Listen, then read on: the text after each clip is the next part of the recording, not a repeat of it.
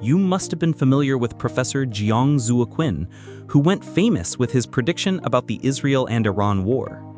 His YouTube video lecture titled The Iran Trap went viral as real-time events began unfolding exactly as he predicted.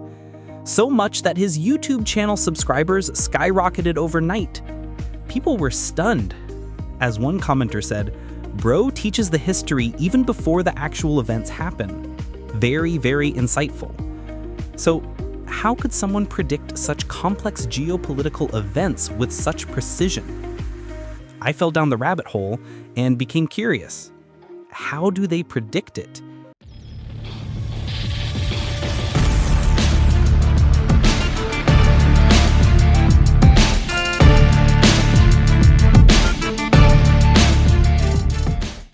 I found out there's a whole subject about this.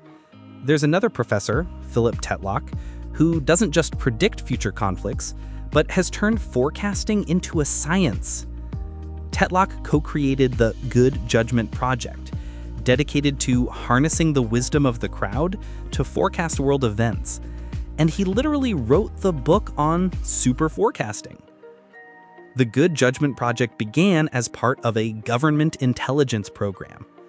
Think of it as the CIA's attempt to find people who could predict the future better than trained intelligence analysts, and they found them.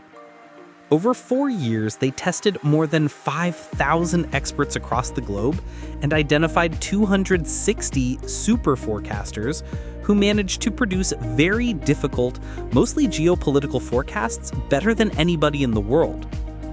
So what makes the superforecasters different? It's not magic, it's methodology. Let me break down the actual science. The Breyer score revolution. First, Tetlock introduced something called the Breyer score, a mathematical way to measure prediction accuracy. Unlike vague pundit predictions, superforecasters make precise probabilistic forecasts. Instead of saying conflict is likely, they say there's a 73% chance of escalation within 60 days. Tetlock identified specific techniques that separate superforecasters from everyone else, such as the fox versus hedgehog theory. Tetlock's research revealed that the best forecasters are foxes, people who draw on multiple perspectives and are comfortable with nuance. The worst are hedgehogs, those who view everything through one big idea or ideology. Professor Jiang exemplifies fox-like thinking. His viral classroom session didn't just predict conflict, he methodically analyzed using his game theory analysis to predict how Israel would become the top dog in the Middle East, and how the US might commit to sending troops initially, though this would be insufficient without Allied support. But Tetlock and Jiang aren't alone in this field. There's a growing network of researchers and practitioners who are revolutionizing how we think about the future.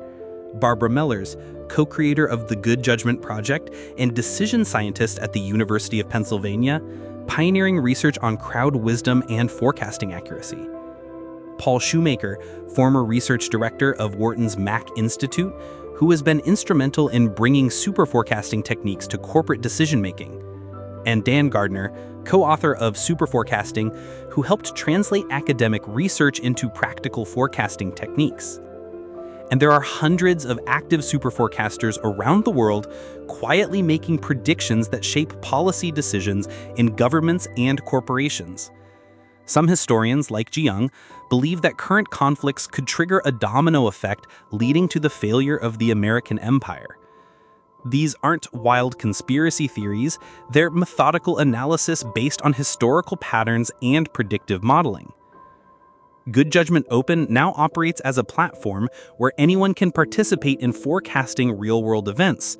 Questions range from European politics to global conflicts, and the most accurate forecasters rise to the top through pure performance. Think about it.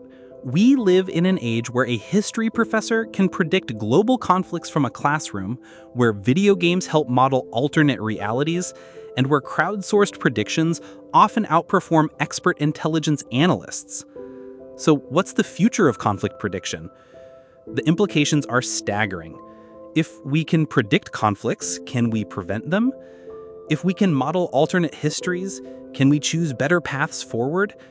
And perhaps most importantly, in a world where information warfare and geopolitical tensions are escalating, who controls the crystal ball? But maybe that's the point. Maybe the future isn't as unpredictable as we think. Maybe it's just waiting for the right people to ask the right questions, analyze the patterns, and have the courage to make the prediction. The question isn't whether the future can be predicted. Professor Jiang and the Superforecasters have already proven it can. The question is, what happens when everyone realizes that the future is far more predictable than we ever imagined?